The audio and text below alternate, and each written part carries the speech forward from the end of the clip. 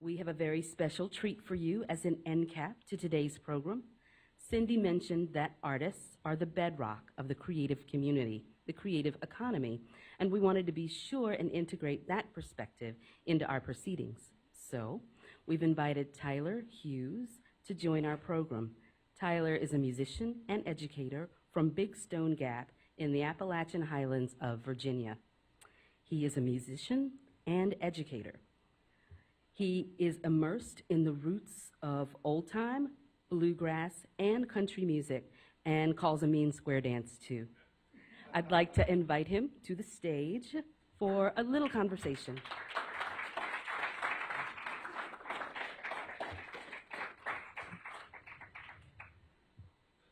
Thank you, Tyler, for joining us. Thank you all. And to start, please tell us a little bit about Big Stone Gap. What is it like in terms of its landscape and its economy? Right, so Big Stone Gap is a small town in the southwestern region in Virginia. I was really lucky to grow up there and to get to stay there, and I'm very fortunate to represent my community members there as a town council member as well. We're a recovering coal community, so we relied very heavily on things like coal severance tax to help fund our economy and all of the services that we offer to our residents. But of course, with the downturn in the coal economy, we're having to look for new ways to make things work there in our town, and we're finding a lot of success through sectors like the arts, tourism, ecotourism. So why do you think the arts and culture are important for rural economies?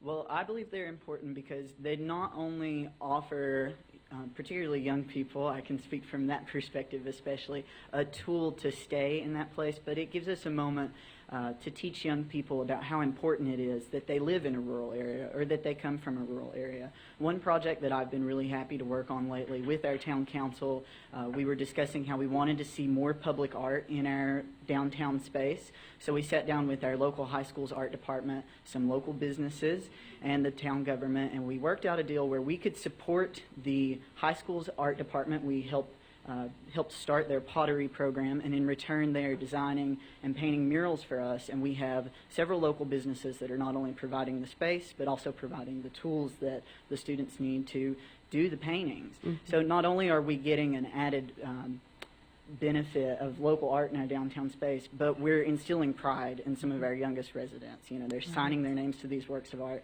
and they're seeing that, you know, my community is viable. I could stay here or I could return here, which is so important because, like all of these conversations today, we've heard about the outward migration of young people from rural America, and it's definitely happening in Southwest Virginia too. Well, could you please share with the audience what you're trying to accomplish with your music?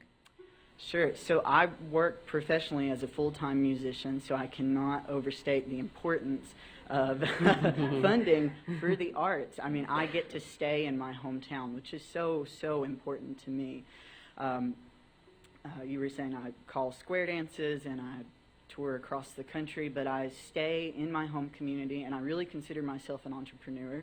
I run a music business as teaching lessons. I also work at the community college teaching banjo and square dance classes, and then work for an after-school music program. So it's important to me that I can make my living there, but also that I can teach younger generations about our music, why it's functioned the way it has, and just how important it is to society in Southwest Virginia.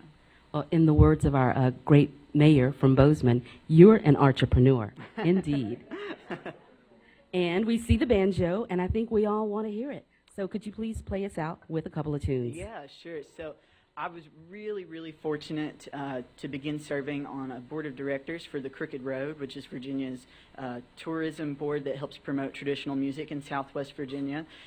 We found that just annually through the marketing of just traditional music, only traditional music and bluegrass music, we find about $6.4 million is spent annually in the 19-county region. So I got to work with them, and I've been working with them on a lot of educational programs, including supporting the Junior Appalachian Musicians Program, which is an after-school music program. We bring students in one day a week. We feed them a healthy snack. We loan them an instrument for the whole semester that they take home every week and play. And then we teach them how to play it and teach them how important it is. You know, this music has been a functioning tool in our society to bring people together to dance, to celebrate, to mourn, to spread the news. And and of course just to have fun and to exercise as well. So we get people up and dancing. So I'll play a little dance tune, and then I'll play one more song after that. So this is called Did You Ever See the Devil, Uncle Joe? It comes from Dungannon, Virginia.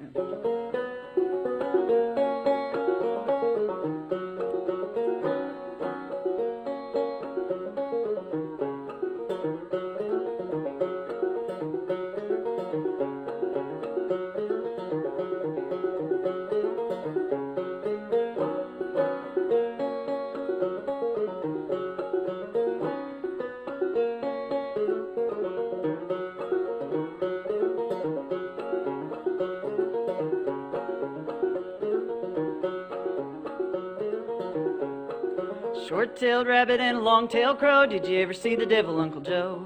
Corn-cob fiddle and a shoestring bow, did you ever see the devil, Uncle Joe? Did you ever see the devil, Uncle Joe? Did you ever see the devil, Uncle Joe? Did you ever see the devil, Uncle Joe? Uncle Joe, did you ever see the devil, Uncle Joe?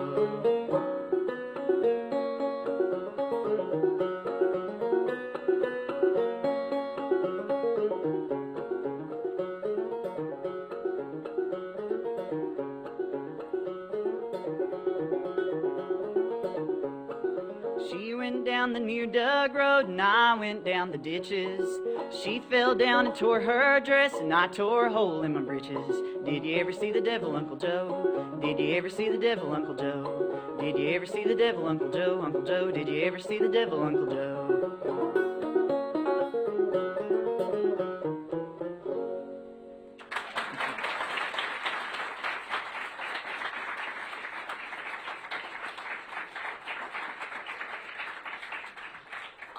Thank you so much. I wanted to highlight that tune because over the last year I was really fortunate to work with the community of Dungannon in Scott County, Virginia.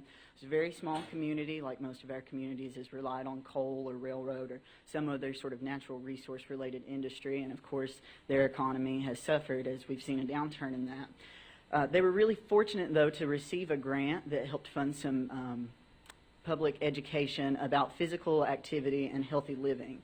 Of course, we know folks in the Appalachian region are disproportionately affected with negative health outcomes. So this was really, really important to them that they could do this, but also sort of put a cultural spin on it. So they wrote the grant to say, we're going to do physical activity through square dancing. So what we would do is I would go to the school one day a week, or one day a month.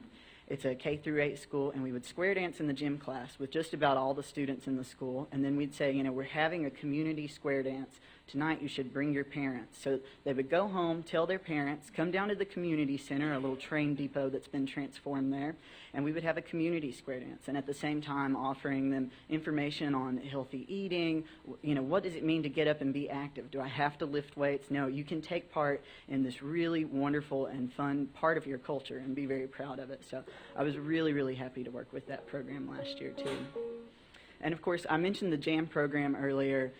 I really can't overstate how important it is that we can use the arts to instill pride in young people about where they come from. So many young people are faced with the choice of, should I stay in my home community in rural America, or should I move to a metropolitan or an urban area where there is more opportunity? And oftentimes it looks more vibrant or more viable for them. But if we're able to take things like music or painting or dance and give that to a child and say, you know, this comes from your place, this is why that's important, they're going to feel more invested in their community, and they're going to be eager to either stay there or come back there and create a positive impact, not only socially, but economically, which we know both are just as important. So I'll play you one more song that comes from Wise County. It was written by Kate Peters Sturgill. She was a songwriter in the 30s and 40s around Wise County. She wrote this song about one of the most prominent mountains that we have there in Virginia, Stone Mountain. And I'm so fortunate I live right in downtown Big Stone Gap, and every morning when I open my blinds, I get to look out and see this mountain. So this song really means a lot to me too. This is called My Stone Mountain Home.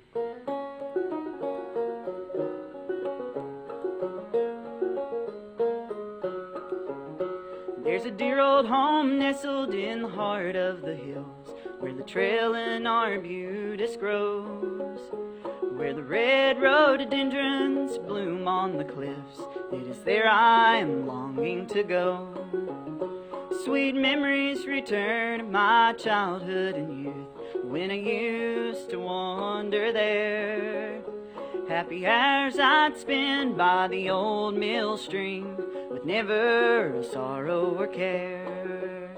I'm longing for my dear old home, that old home in Stone Mountain far away, where at twilight you can hear the whippoorwills call and the birds sweetly sing all the day, where the catawba tree blooms by the side of the path, in that dear old familiar spot. Although many years have passed away, it has never been forgot, where the peep-owl calls warning to approaching storm, and you hear the humming of bees, where the cattle and sheep graze on the hill that is home, sweet home to me. I'm longing for my dear old home, that old home in Stone Mountain far away, where at twilight you can hear the whippoorwills call and the birds sweetly sing all the day. Thank you all.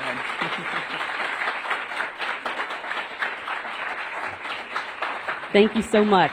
Thank you, Tyler. Thank you all. Thank you so much for lifting us all up today. We really appreciate it. And now I understand your nickname, T-Love. Right? Thanks for sharing the love of community, the love of music, the love of culture with us today.